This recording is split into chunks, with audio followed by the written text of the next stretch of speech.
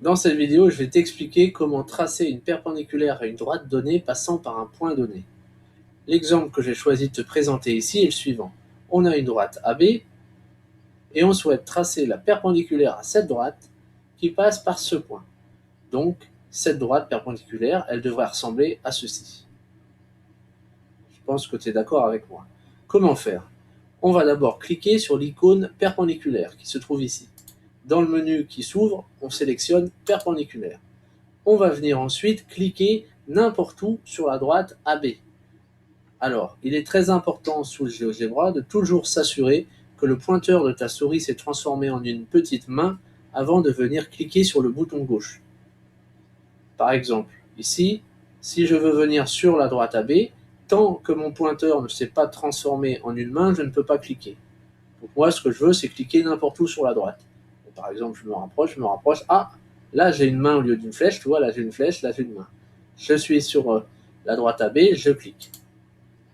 Si tout s'est bien passé, tu dois avoir une perpendiculaire qui apparaît. Et cette perpendiculaire doit bouger en même temps que ta souris. Donc maintenant, moi, ce que je souhaite, c'est faire passer cette perpendiculaire par le point C.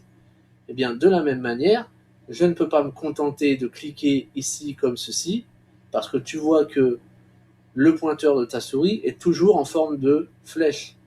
Alors, il faut absolument que le pointeur de ta souris soit positionné sur le point C lui-même et qu'il soit transformé en une main.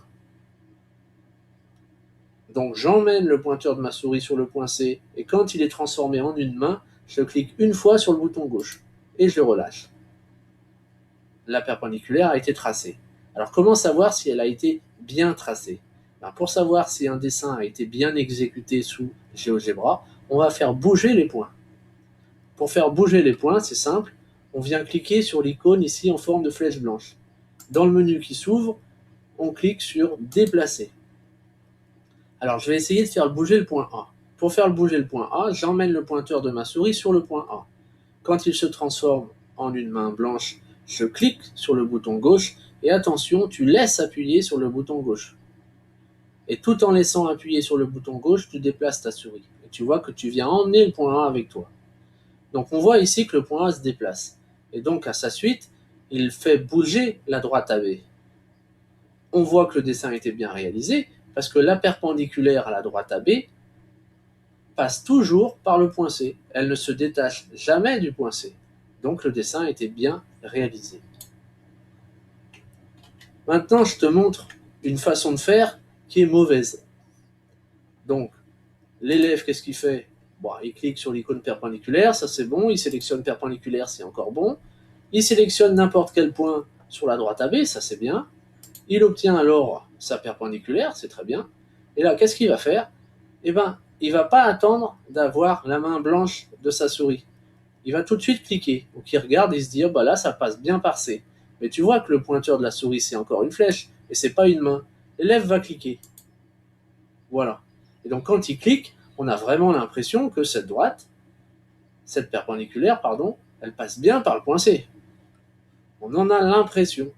Eh bien, vérifions que ce dessin a été bien réalisé, c'est-à-dire que cette droite va toujours passer par le point C lorsque les autres points vont bouger.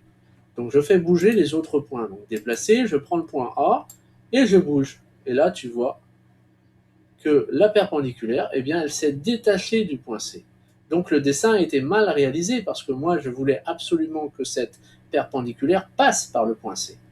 Donc tu vois qu'il est très important de toujours vérifier que le pointeur de ta souris s'est transformé en une main blanche avant de pouvoir sélectionner l'action que tu souhaites. Donc la bonne action, je la répète, c'est celle-là. Il faut absolument venir passer le pointeur de ta souris ici sur le point C. Et quand c'est une main blanche, tu cliques. Et à ce moment-là, quand tu fais bouger ton dessin, tu vois, là ça fonctionne. La perpendiculaire reste attachée au point C. Alors maintenant, je te donne un dernier exemple. Je souhaite tracer la perpendiculaire à la droite AB, mais qui passe par un point qui est sur AB lui-même, c'est-à-dire celui-là. Eh bien, c'est exactement le même principe. Tu cliques sur perpendiculaire, tu cliques n'importe où sur la droite, et tu viens amener ta perpendiculaire avec le pointeur, tu te places sur le point, tu attends que le pointeur se transforme en une main, tu cliques. Tu viens ensuite vérifier que ça fonctionne. Et ben oui, ça fonctionne, tu vois. La première reste attachée sur C, la deuxième reste attachée sur ce point-là. Donc tu as bien réalisé le dessin. Voilà, cette vidéo est terminée.